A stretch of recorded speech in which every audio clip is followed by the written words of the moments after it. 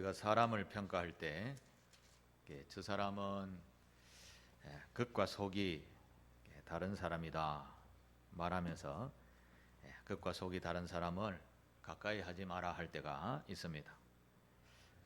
겉과 속이 다르다라는 말은 무슨 의미일까요? 그렇습니다. 그 사람은 우리가 눈으로 보는 외형을 말하는 것이죠. 그러나 속 사람은 우리 마음 속에 담겨져 있는 내면을 말하는 것입니다. 겉과 속은 따로따로인 것 같지만 그러나 뗄 수 없는 불가분의 관계는 맞습니다. 그러나 실제로 나타나는 차이점은 완전히 다르다 할 수 있겠습니다. 사실 우리의 마음에 무엇이 담겨져 있는가에 따라서 사람의 겉모습으로 드러나게 되는 것이죠. 오늘날 사람들은 겉으로 드러나는 자신의 모습을 굉장히 포장을 많이 합니다. 속 사람은 탐욕이 가득한데 겉으로 남에게 보이는 자신의 모습은 굉장히 선한 사람으로 그렇게 포장해서 행동을 합니다.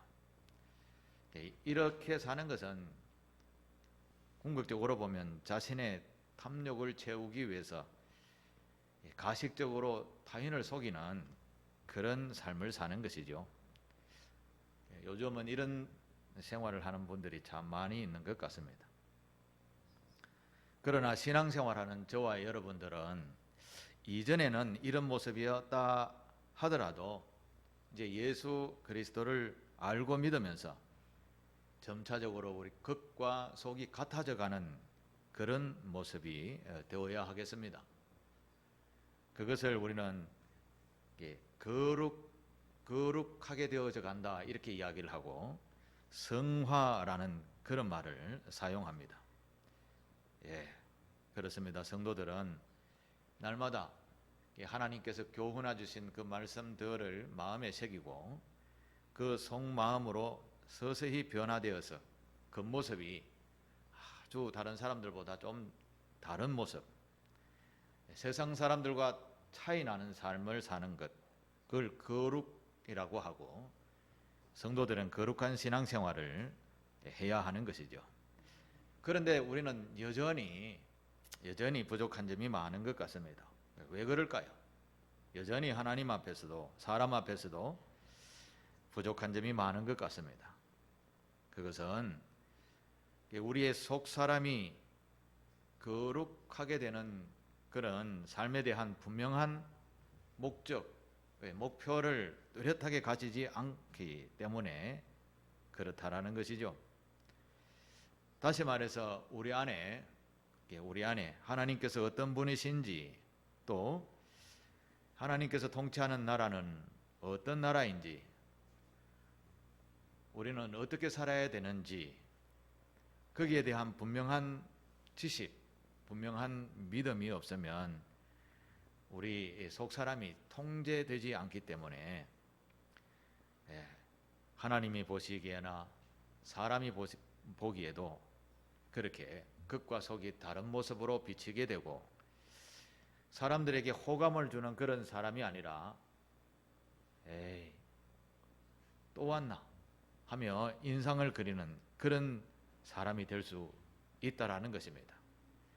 그래서 우리는 날마다 우리의 겉과 속을 우리 스스로 되돌아보면서 나를 창조하시고 나를 바라보시는 사람보다도 더 하나님께서 나를 더 잘 알고 계시는 그 하나님 앞에서 바른 삶을 살아야지, 좀 다른 삶을 살아야지 이렇게 하며 살아가는 삶, 이게 신앙생활이요 거룩해져가는 신앙인의 본분인 줄 믿습니다. 오늘은 제목을 겉사람과 속사람, 성경에 나오는 말씀을 인용해서 정했습니다. 이 말씀을 통해서 나의 겉사람과 속사람을 한번 깊이 평가해 보시는 시간 되시기를 바랍니다.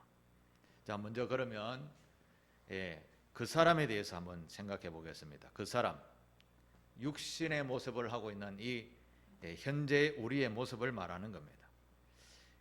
여러분은 가까이 있는 가족, 남편과 아내, 자녀, 가족에게는 어떤 사람으로 비칠까요?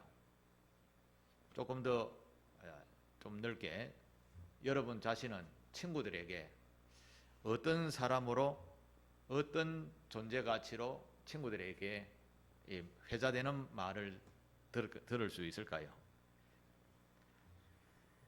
교우들에게는, 또 친인척들에게는 좀 넓게 많이 생각해 보면 나는 과연 저 사람들에게 어떤 모습으로 비칠까? 혹시 생각해 보신 적 있으십니까? 이걸 생각할 수 있어야 나의 모습이 아주 성숙하고 복된 모습이 되게 되는 것입니다. 나의 모습이 좀 허물이 있다라고 알게 되면 고치게 되죠. 사람은 부족한 면을 하루아침에 바뀌진 않지만 하나씩 바꿔가면 이 나중에는 어떤 모습이 될까요? 참으로 사람들로부터 없어서는 안 될 뿐이다, 이렇게 소리를 듣게 될 줄로 믿습니다. 먼저 자신의 허물을 돌아볼 수 있는 이것이 그 사람의 변화의 시작이다 라고 그렇게 우리가 생각을 하고 우리의 모습을 되돌아볼 수 있는 그런 저와 여러분 되시기를 바랍니다. 우리가 너무 바쁘니까 내가 다른 사람에게 어떤 모습으로 비칠까 전혀 생각지도 않고 살아가고 있죠. 자, 우리는 그 사람이 바뀌기 위해서는 깊이 우리의 자신을 성찰하며 살아야 합니다. 학교에서는 그걸 하기 위해서 일기를 써보라고 하지요. 지금은 일기를 쓰라고 하지는 못하겠지만 하나님의 말씀에 비추어서 자신을 되돌아볼 수 있는, 주무시기 전에 내가 오늘 하루에 내 이웃에게, 가족에게 어떤 모습으로 비추어졌을까? 이 말은 하지 않았으면 좋았을 텐데 혹시 그런 것이 있으면 깨닫게 되어지면 바꾸어지는 것, 이게 성찰의 기본인 것이죠. 그렇게 되면 나의 모습이 아주 고급스러운 모습으로 바뀌게 되는 줄 믿습니다. 나의 모습이 여전히 바뀌지 않는다라는 것을 내 모습 속에서 찾아볼 수 있다라고 한다면 이것은 좀 심각하다라고 할 수 있겠습니다. 우리는 무엇인가 나를 가르쳐줄 선생인 자를 붙들고 살아야 합니다. 나는 완벽하지 못하지요. 그런데 사람들은 착각하고 삽니다. 나는 모든 것을 다 알고 있다고. 모르는 것이 훨씬 더 많지요. 모르는 것이. 교만한 모습이 참 많이 있는 것이죠. 그래서 우리 자신을 성찰할 때 제일 먼저 절대 변하지 않는 진리인 하나님의 말씀을 우리가 늘 읽고 듣고 해서 나를 성찰하는 가장 귀한 선생으로 하나님의 말씀을 택하여 읽으시게 되기를 바랍니다. 성경 말씀을 읽으면 첫 번째로 하나님이 누구신지를 알게 됩니다. 그리고 그 하나님이 어떤 분이신지를 알게 되면 내 모습도 비춰지게 됩니다. 내가 이거 잘못 생각하고 있었네. 잘못 살았네. 그러면서 하나씩 나도 모르게 바뀌어져 가게 되는 겁니다. 우리는 일상생활 속에서 하나님의 말씀을 배워갈 필요가 있습니다. 세상에 많은 지식들도 배울 필요가 있지만 진리, 영원히 변하지 않는 진리를 우리는 반드시 배울 필요가 있습니다. 그 배우는데 대학교 가는 것도 필요 없습니다. 교회에 나와서 하나님의 말씀을 유심히 잘 들으시면 됩니다. 금방 듣고 잊어버리면 집에 가셔서 이 예배에 전하는 말씀이 그대로 유튜브에 그대로 다 남아 있습니다.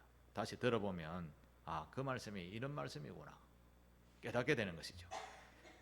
자신을 날마다 자신을 깨우쳐서 성숙함으로 나아가지 아니하면 우리의 인생은 계속해서 거꾸로 갑니다. 거꾸로.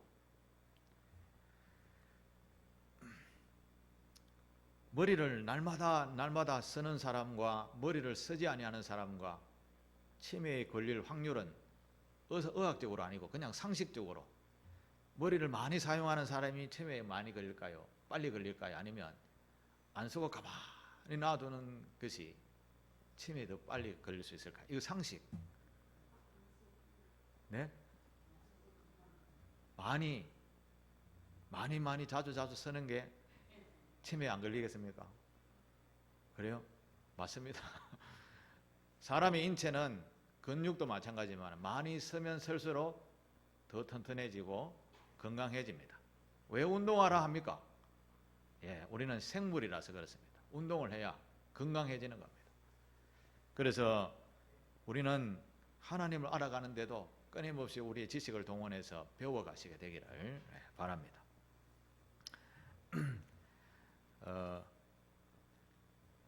85세가 되어도 건강하다면 100세까지 거뜬하게 살 수 있다라고 우리나라의 장수의학 권위자 박상철 전남대 교수가 그렇게 말했습니다. 제가 이걸 신문에서 보고 인용을 했습니다. 85세 됐는데도 건강하다면 100세를 거뜬하게 살 수 있다. 이게 장수의학의 권위자이신 전남대 교수가 말했습니다. 한 예로요. 제가 지난 14일 날 신문에 조선일보 신문에 김희수라는 분의 소개가 있었습니다. 이분은 원래 95세입니다. 95세인데 오늘 또 매일 왕성한 활동을 하고 있다고 합니다. 뭐 특별하게 우리하고 다른 점이 없습니다. 똑같은 분이신데요. 이분은 건강을 위해서 매일매일 자기가 스케줄을 정해놓고 건강을 위해서 노력을 하는 것이 그분의 건강의 비결이라고 했습니다. 이분은 80대쯤 돼가 일을 다 놓고 80대 되면 우리가 다른 생각 안 하고 그냥 가만히 놀고 먹자 이렇게 되죠. 그런데 이분은 80세 들어서자마자 색소폰을 배웠다고 합니다. 그리고 색소폰뿐만 아니라 장구도 배우고 단소도 배우고 고전 무용도 배우고 요가도 배우고 지금은 또 서예까지 배우고 있다고 합니다. 아니 사람들이 하죠. 이 나이에 뭘 그렇게 열심히 배우나? 배우면 나이가 있을까요? 없을까요? 예, 배우면 나이가 없는 거죠. 오래 건강하게 살려면 바로 이 김희수 씨와 같이 열심히 배우고 익히며 살아야 합니다. 이분은 하루 7시간 내지 8시간을 잔다고 합니다. 저녁에 식사하고 난 뒤에 잠 올 때 잔다고 합니다. 그러면 7, 8시간을 자면 새벽 한 4, 5시쯤 되겠죠? 일어나서 뭘 할까요? 질문, 뭘 할까요? 이분이 뭘 할까요? 아침 일찍 일어나서 1만 보를 걷는다고 합니다. 1만 보는 제가 안 걸어봐서 잘 모르겠는데 1만 보가 어느 정도 되는지 모르겠습니다. 저는 1만 보 넘게 걷습니다. 1만 보를 걷기 운동하고요. 그리고 이번의 특징은 하루에 최소한 5명, 6명 이상씩 만나서 커피도 마시고 맛있는 것도 먹고 막 친구들끼리 즐거운 토론이 있죠. 즐거운 이야기를 막 하면서 어떤 사람은 형도 봤다가 칭찬도 했다가 이렇게 하면서 행복한 시간들을 보낸다고 합니다. 이게 건강의 비결이라고 신문에 크게 소개해서 제가 인용을 해드렸습니다. 꼭 이렇게 살아야 된다는 법은 없습니다. 그러나 자기 몸에 맞게 계획을 세우세요. 늘 배우는 자세, 늘 운동하는 자세, 또 늘 함께 즐길 수 있는 친구들과 함께 즐기며 사는 노는 삶, 노는 것도 행복하게 노는 거 있죠. 그게 건강의 최고 비결이라는 것입니다. 우리는 이 나이에 뭘 하겠나? 60이 된 저도 뭘 하겠나? 이런 생각을 가끔 해볼 때가 있습니다. 그러나 생각을 바꾸어서요. 끊임없이 이제부터 시작이다 생각을 하고 배우는 자세를 취해 보십시오. 날이면 날마다 건강이 더하게 될 줄로 믿습니다. 건강한 육체는 건강한 정신에서부터 오기 시작하는 겁니다. 많은 사람들은 오늘도 여전히 이루지 못할 꿈을 향해서 허황된 시간을 얼마나 많이 보내는지 모릅니다. 예를 들어서 크다란 나무가 있는데 내 기술과 내 건강으로는 오를 수 없는 나무인데 저거 올라야 된다고 하면서 엉뚱한 시간들을 보내는 인생들이 너무나 많다라는 거죠. 사람은 자기가 할 수 있는 길과 자기가 가지고 있는 달란트를 가지고 자기가 행복한 것을 추구하며 사는 것이 가장 행복하고 건강한 삶인 줄 믿습니다. 자기 형편에 맞게 계획을 하고 끊임없이 배우고 익히고 그렇게 살아보십시오. 행복한 인생이 될 줄로 믿습니다. 방향 없는 인생은 목적 없는 인생이 될 수밖에 없습니다. 방황하는 인생이 되는 것이죠. 성도 여러분, 저와 여러분들은 하나님의 귀한 자녀들로 택함을 받았습니다. 내가 뭐 택했다고요? 택하여 짐을 받았다고요? 지금은 전혀 느끼지 못해도 하나님의 말씀에 읽어보면 반드시 우리가 죽음이라는 것을 맞을 텐데 그때 하나님의 전에 딱 와서 너희가 행한 것에 따라 내가 심판을 한다라고 분명히 기록을 해두고 있습니다. 그런데 예수 그리스도를 믿는 믿음의 사람들은 그것을 다 상세 용서하여 주신다라는 것이죠. 그 확인은 이제 주님 앞에 섰을 때 해보시고 지금은 주님 앞에서 예배 잘 드리시면 복이 있는 인생 또 배우고 익히는 이런 인생 속에서 행복한 인생이 될 줄로 믿습니다. 이렇게 목표를 정하여서 한번 그 모습을 단련해 나가는 저와 여러분 되시기를 바랍니다. 자, 두 번째로 그 사람 했으니까 이제 속 사람을 한번 살펴보겠습니다. 속 사람은 성경에 속 사람에 대해서 여러 가지로 표현을 하고 있습니다. 속 사람에 대하여 알면 성경 말씀도 좀 더 쉽게 이해할 수 있게 됩니다. 또 내 자신이 어떤 사람인지 어떻게 살아야 되는지 분명하게 판단이 되게 됩니다. 자, 대표적으로 요한복음 3장 6절에 보면 이런 말씀이 있습니다. 육으로 난 것은 육체로 난 것은 육체요 영으로 난 것은 영이다 이렇게 이야기합니다. 사람에게는 짐승에게는 없습니다만 사람에게는 하나님의 영이 다 우리에게 와 있습니다. 육체와 하나님의 영이 합쳐져서 나라는 존재가 생기게 되었습니다. 그런데 모든 짐승에게는 하나님의 영은 없습니다. 생명이라는 혼이 있을 뿐이죠. 복잡한 것은 더 이상 이야기하지 않고 우리는 하나님의 생영이 우리에게 육체에 담겨져 있습니다. 그래서 육체와 하나님의 주신 영이 합쳐져서 인간이라는 존재가 되었습니다.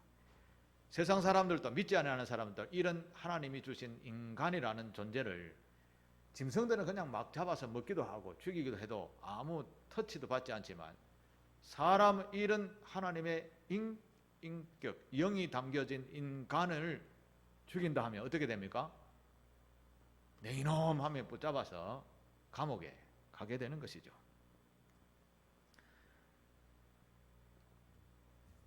저와 여러분들의 육체와 또 생각하고 마음이라는 그 영이 우리에게 있다라는 것 자체는 그 영은 하나님으로부터 오신 영이다라는 것이죠. 여러분이 태어날 때 이렇게 어머니 뱃속에서 생명으로 잉태받을 때 하나님은 여러분에게 독특한 영을 다 부어주신 것입니다.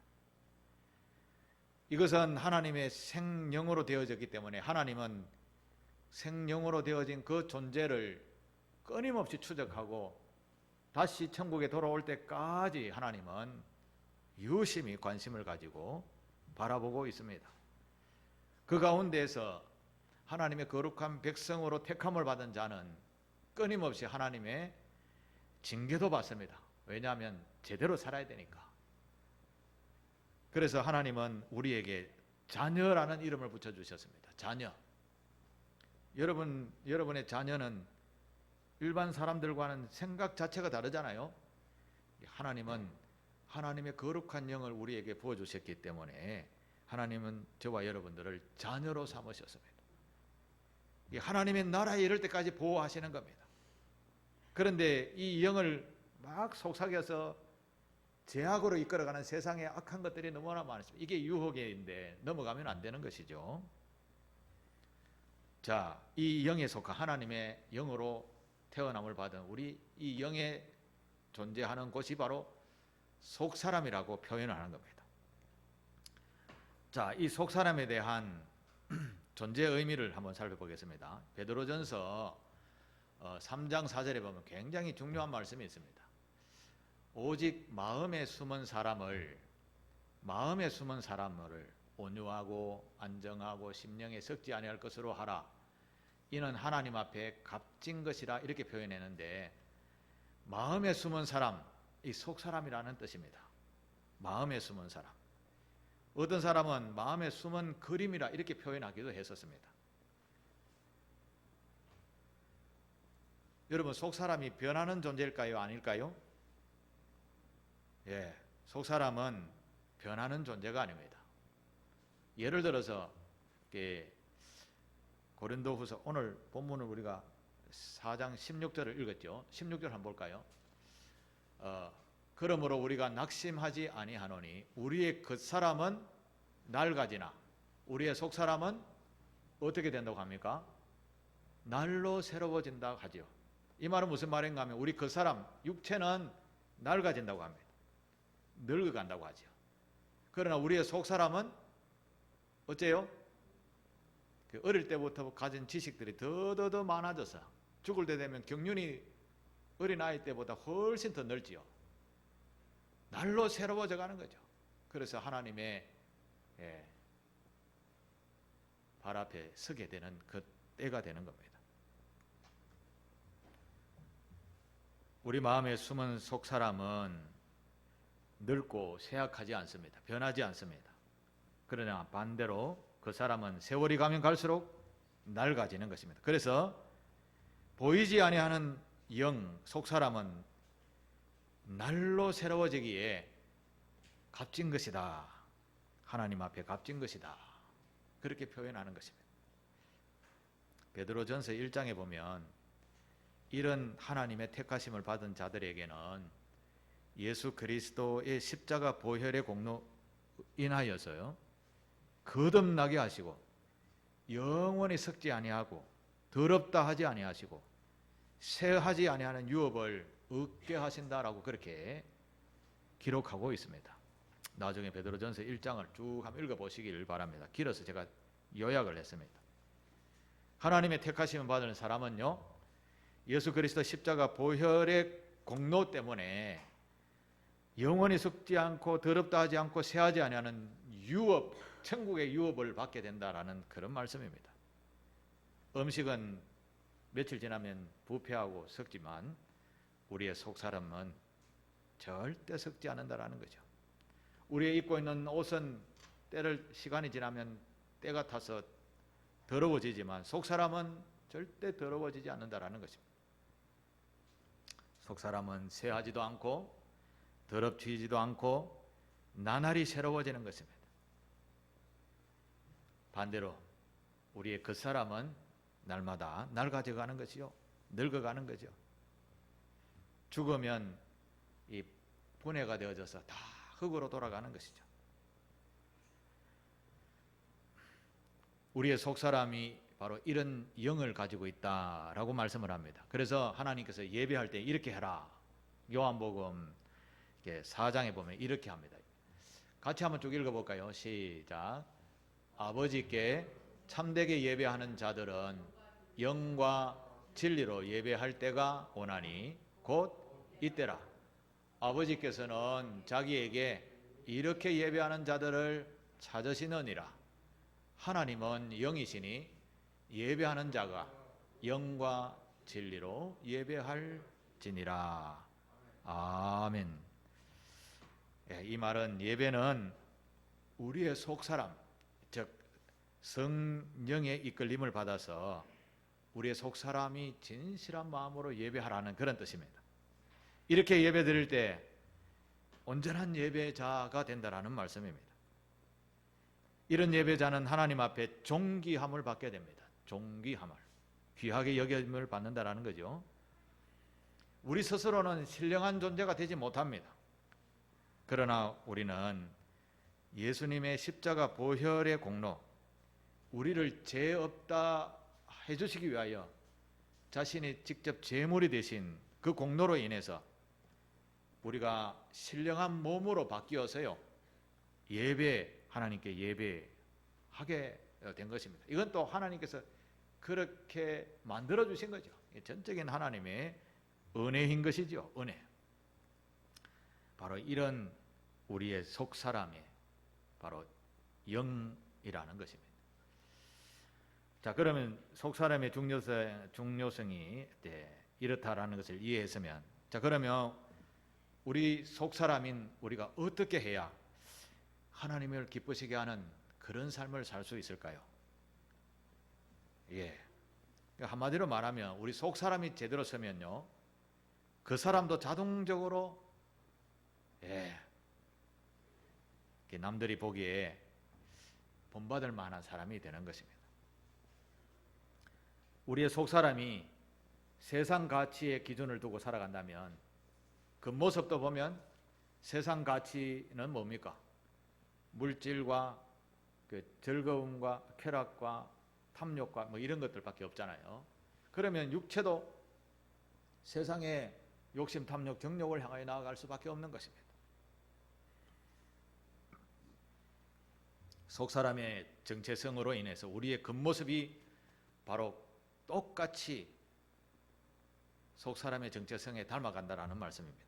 그래서 속사람이 더 중요하구나 라는 것을 우리가 깨닫게 되는 거죠. 이 속사람이 바로 서려면 속사람은 기준을 딱 붙잡고 있어야 됩니다.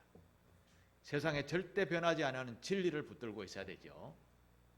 뭐 세월 따라 변하는 그런 것을 붙잡고 있으면 이런 이야기 하니까 갑자기 생각나는 말씀이 생각납니다. 나폴레옹 프랑스 왕이 러시아와 전쟁을 할 때가 있었습니다. 나폴레옹이 생각할 때는 이 산만 넘어가면 바로 적진이다. 이제 다 왔다. 돌격 앞으로 하면 막 그 대포도 막 끙끙 밀고 올라가면서 고생해가 산꼭대기에 올라가 보니까 잘못한 거죠. 나폴레옹 하는 말이 여기가 아닌가벼. 그러면 따라가는 사람들은 어떻게 되는 겁니까? 이 사람이 생각하는 지식과 경험은 진리가 아니라는 거죠. 진리가. 하나님의 말씀은 절대 변하지 않는 진리입니다. 한번 약속하신 것은 2000년 전이나 지금이나 동일하게 지켜지는 약속인 줄 믿으시기를 바랍니다. 하나님은 오늘 이 시대에 우리들에게 귀신처럼 이렇게 영으로 쫙 나타나서 얘들아 이라면 전부 다 막 소름을 쫙 끼치면서 엎드려서 막 이렇게 할 줄 아마 그렇게 생각할 것입니다. 우리의 육신의 생각은 그랬으면 좀 하나님 믿을 사람 좀 많았을 것인데, 그런데 하나님은 그렇지 않으시고요, 하나님의 뜻을 마음을 다 이렇게 기록된 말씀을 여기 성경에 다 담아 두셨습니다. 이걸 읽으면 이제 하나님의 마음을 이해할 수 있게 하셨다라는 것이죠. 이 진리의 말씀을 우리가 읽으면요, 우리 속 사람이 서서히 바뀌게 되는 겁니다. 하나님께서 기뻐하시는 거룩한 속 사람의 모습으로 살려면 여러분 하나님의 말씀인 성경을 꾸준히 읽으시게 되기를 바랍니다. 모르면요, 저한테 문자 보내시면 됩니다. 저도 뭐 조금만 알지 다는 모릅니다. 그러면 모르면 또 찾아서 설명해 줄 수는 있으니까 저한테 이게 무슨 뜻이지요? 라고 물으시면 뭐 찾아오시면 좋고, 못 오시면 문자라도 보내시면 됩니다. 혹시 예배를 못 들으신다면 지금처럼 방송이 이렇게 계속 나가는데 유튜브로도 가서 참여할 수 있게 됩니다. 이런 열심이 있을 때 우리가 변화되게 되는 겁니다. 변화. 하나님께서 기뻐하시는 거룩한 속 사람이 되려면요, 바로 이 진리의 말씀을 붙들고 살아야 합니다. 성경에 나오는 가장 위대한 인물 중에 몇 사람 중에 한 사람 뽑으라면 사도 바울이라는 사람을 뽑을 수 있습니다. 이 바울은 굉장히 석학이었습니다. 이분을 따라가는 지식자가 없을 정도로 그렇게 뛰어난 사람이었습니다. 그 사람이 이렇게 이야기합니다. 하나님을 우리의 인생의 기초로 삼는 사람은 그의 인생에 있어서 의와 희락과 평강이 넘치는 삶이 될 것이라고 로마서 14장에 정의를 하고 있습니다. 다시 말해서 하나님을 우리의 인생의 기초를 삼는 인생은 하나님께서 주시는 의와 희락과 평강의 인생이 될 것이다. 로마서 14장에 그렇게 말씀을 했습니다. 오늘날 많은 사람은 이러한 속 사람의 정체성, 진리를 잘 모르기 때문에 인생에 있어서 좌충우돌하는 그런 삶을 살 때가 참 많이 있습니다. 또 그 사람을 외모를 먼저 우선하는 생각을 하며 살아가기 때문에 늘 실수하고 또 여기가 아닌가비요 하며 또 돌아갈 때가 많이 있다라는 것이죠. 사랑하는 교우 여러분, 우리 속 사람이 새로워지는 것은 바로 하나님의 말씀으로 새로워지는 줄 믿습니다. 이것을 우리는 믿음이라고 이야기합니다. 하루아침에 완전하게 바뀌면 얼마나 좋겠습니까만, 그러나 하나님의 말씀이 우리 안에 읽고 듣고 배우면 서서히 어느 날 갑자기 바뀌게 되어지는 것입니다.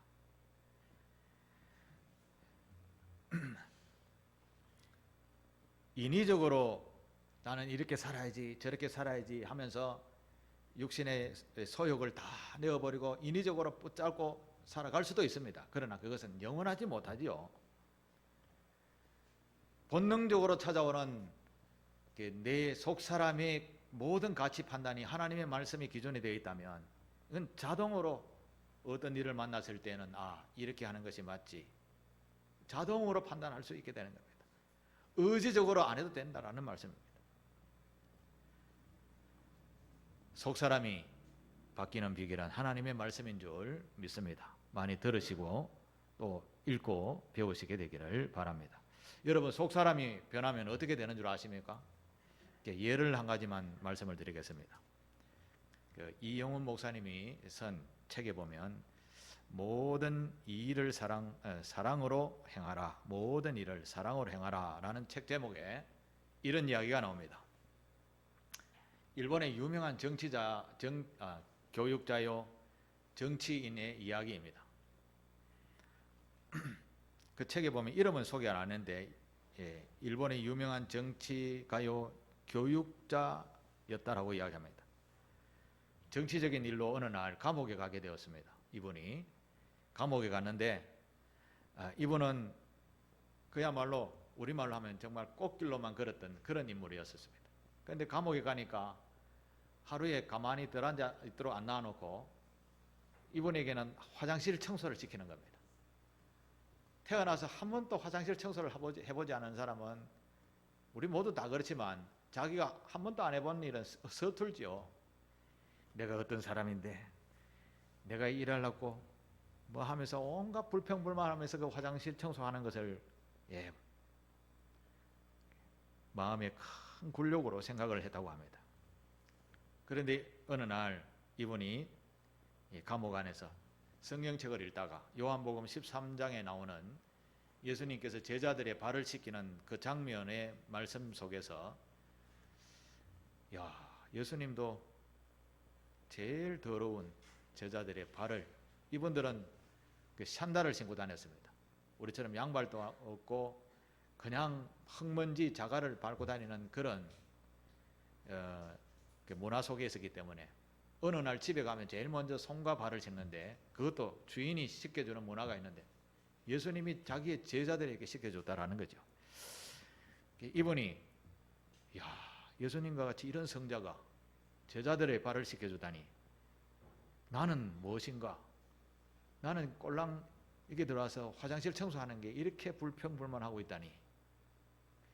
여기서 이분이 굉장히 큰 충격과 깊은 깨달음을 가지고 이게 인생이 아니구나. 옳은 인생이 아니구나. 그러면서 이때부터 나는 예수님처럼 섬기는 자의 삶을 살아야 되겠다. 그래서 이 감옥에서 나와서 이분이 원래 신앙인이었다고 합니다. 그래서 교회 와서 내가 교회 성도들을 위해서 내가 무엇을 봉사할까? 예수님처럼 성도들이 발을 붙잡고 씻겨주지는 못하니까 뭘 할까 하다가 그 당시에 일본에는 그 예배 다다미 같은 곳에서 예배를 드렸다고 합니다. 우리처럼 의자가 아니라 신발을 다 벗고 들어가니까 이분이 이걸 해야지 신발을 가지런하게 정리를 하기 시작했다고 합니다. 이거는 누구나 다 할 수 있는 것이죠. 그런데 지속해서 할 수 있는 분은 참 없지요. 이분은 감옥에서 나오자마자 계속해서 신발 정리를 하는 일을 시작했다고 합니다. 세월이 지났습니다. 교회 장로님이 되었습니다. 장로님이 되어도 끊임없이 예배 때 신발 정리를 했습니다. 나중에 국회의원이 되었습니다. 그때도 교회에서는 꼭 신발 정리를 다 했다고 합니다. 나중에 국회의원 중에 제일 대표인 국회의장까지 되었다고 합니다. 일본에서. 그래도 교회에서 신발 정리하는 것을 멈추지 않았다고 합니다. 이 일을 통해서 그는 더욱더 겸손하게 되어졌고요. 사회적 지위는 높아지면 훨씬 높아졌지만 마음은 예전보다 훨씬 더 겸손해졌다고 합니다. 이런 모습을 보고 사람들이 예수님을 막 영접하는 사람들이 생기게 되었다고 합니다. 그의 작은 섬김이 엄청난 감동을 전해준 일인 것이죠. 사랑으로 섬기는 일에는 거창한 노력이 별로 필요 없습니다. 단지 예수 그리스도의 사랑을 증명할 수 있는 것이라면 어떤 섬김도 괜찮은 것이죠. 작은 손길을 한번 여러분 내어 비춰보시게 되기를 바랍니다. 내 손으로 할 수 있는 작은 섬김, 이웃을 위해서 한번 해보시게 되기를 바랍니다. 그러면 그 섬김 속에서 끊임없이 우리의 속사람이 그리스도의 아름다운 삶의 모습을 닮아가게 될 줄 믿습니다. 예수님은 십자가에 달려 돌아가시기 전까지 매일매일 낮고 천한 자들을 돌보았습니다. 그에게 돈을 막 한 뭉치 은과 금을 주는 것이 아니라 치유와 회복과 마음의 평강을 주도록 노력을 했었습니다. 그러니 그리스도를 따르는 분들이 점차 많아지게 된 것이죠. 그 영향으로 오늘 저와 여러분들이 예수를 믿고 있다는 사실입니다. 그리스도가 베푸신 은혜는 우리의 마음에 속사람이 변하는 귀한 선생의 먼저 사신 분의 교훈인 것이죠. 우리가 이것을 따를 때 변화되기 시작하게 되는 것입니다. 우리의 속사람이 그리스도를 닮은 그 교훈을 마음에 담고 살아가게 되면 그것이 우리의 인격이 되고요. 그것이 우리의 겉사람을 통하여서 다른 사람들에게 선한 영향력을 끼치게 되는 겁니다. 그래서 우리는 우리 속사람을 다듬어 가야 할 중요한 마음이 생기게 되는 것입니다. 그리고 그렇게 세워가야 하는 것이죠. 중요한 것은 우리의 속사람의 기준은 바로 진리가 되시는 예수 그리스도를 우리의 마음에 진정한 선생된 자로 모셔야 된다는 것입니다. 그러면 우리의 삶의 모습 속에서 아름다운 향기가 나는 그런 삶이 될 줄로 믿습니다. 쉽게 말하면 우리가 변하려면 예수를 잘 믿으면 됩니다. 우리는 그 사람, 즉 형식적으로 교회 다니는 그런 거룩한 척하는 신앙인이 아닌 우리의 마음이 움직이는, 우리의 마음이 예수님께로 향하는 그런 마음과 인격을 담은 신앙생활이 되어야 하는 것입니다. 손양원 목사님이라고 우리나라에 귀한 족적을 남기신 목사님이 있습니다. 이분은 6.25 때에 두 아들을 공산괴뢰 도당에게 죽게 되었습니다. 큰아들, 둘째 아들. 그 죽인 사람이 같은 동네에 있던 의식이 다른, 우리말로 하면 공산주의 의식을 가지고 있었던 청년에게 죽게 되었습니다. 그런데 하나님께서 말씀을 통해서 손양원 목사님이 가르쳐준 원수를 사랑하라 라는 말씀이 마음에 너무 부닥겨 와서 자기의 아들, 큰아들, 둘째 아들을 죽인 그 원수를 사형장에 가서 저 아들 내가 용서해 줄 테니까 살려달라 하고, 그리고 받고 나서 자기의 양자로 삼게 됩니다. 인간적으로는 있을 수가 없는 일인데 양자 삼았습니다. 제가 한 6, 7년 전인가 저 덕천교에서 집회할 때 그분이 오셔서 만난 적이 있습니다. 지금은 어떻게 사시는지는 잘 모르겠습니다만 속 사람이 하나님의 말씀으로 완전히 바뀌게 되면 원수까지도 사랑하는 그런 일들이 있게 되는 것입니다. 사랑하는 교회 여러분, 우리 마음속에 하나님을 나의 영원한 주인입니다 라고 섬기며 살아가 보시게 되기를 바랍니다. 그러면 우리의 그 사람조차도 정말 아름다운 향기를 나타내는 삶이 될 줄로 믿습니다. 유명한 말씀이 있습니다.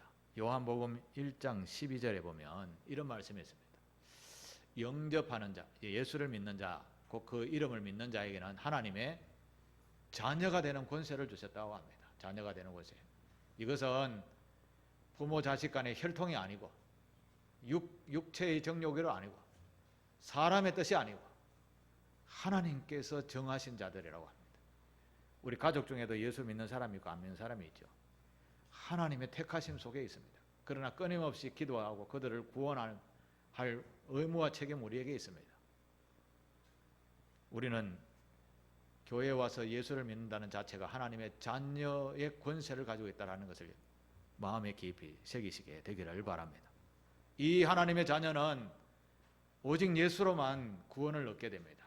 예수를 잘 믿어야 된다는 거죠. 사도행전 4장 12절에 예수께서 말씀하셨습니다. 내가 곧 길이요 진리요 생명이니 나로 말미암지 않고는 하나님 아버지께 나아갈 자가 아무도 없다라고 하셨습니다. 예수를 제대로 믿어야 된다라는 말씀이고요. 또 예수 외에는 다른 것으로 하나님 앞에 설 수 없다라는 것입니다. 불교, 유교, 회교, 힌두교 이런 것을 통해서는 하나님의 나라에 이를 수가 없습니다. 우리의 속사람이 오직 예수 그리스도만 믿고 따를 때에 우리에게 하나님께서 주신 귀한 자녀의 권세가 확실하게 주어지게 되는 것입니다. 예수 그리스도께서 내가 곧 길이요 진리요 생명이라고 했었죠. 바로 이 유일한 길을 쫓아가는 저와 여러분 되시기를 바랍니다. 이 예수 그리스도만이 나의 진정한 삶의 기준입니다 라고 이 마음에 굳건하게 붙들고 살아가는 사람은 앞에서 말씀한 것처럼 날마다 육신은 낡아져가지만 우리의 속사람은 날마다 새로워져 가는 것입니다. 죽음이 눈앞에 있어도 이렇게 표현합니다. 사망아 너의 이기는 것이 어디 있느냐, 사망아 너의 쏘는 것이 어디 있느냐, 엄부의 권세가 이기지 못하리라. 이렇게 담대하게 선포하면서 하나님 앞에 서게 될 줄로 믿습니다. 예수로 말미암아 이런 속사람이 될 때에 놀라운 그런 은총의 삶이 될 줄 믿습니다. 우리의 속사람은 바로 예수 그리스도로 말미암아 날로 새로워져 가게 되는 것입니다. 모든 많은 사람들은 이 진리를 모르기에 말씀을 들어도 제대로 변화가 없지요. 저와 여러분들은 앞으로 늘 주님의 말씀에 귀를 기울이면서 이 속사람이 날로 변화되어져 가는 삶, 주님이 가르쳐주신 경건의 삶을 살아야지라고 결단하며 살아가게 될 때 우리의 삶이 놀랍게 변하게 될 줄 믿습니다. 이런 하나님의 말씀에 늘 귀 기울이고 예배하는 자, 우리의 속마음으로 예배하는 자, 그런 복된 하나님의 자녀가 다 되시길 주님의 이름으로 권면하고 축복합니다. 기도하겠습니다.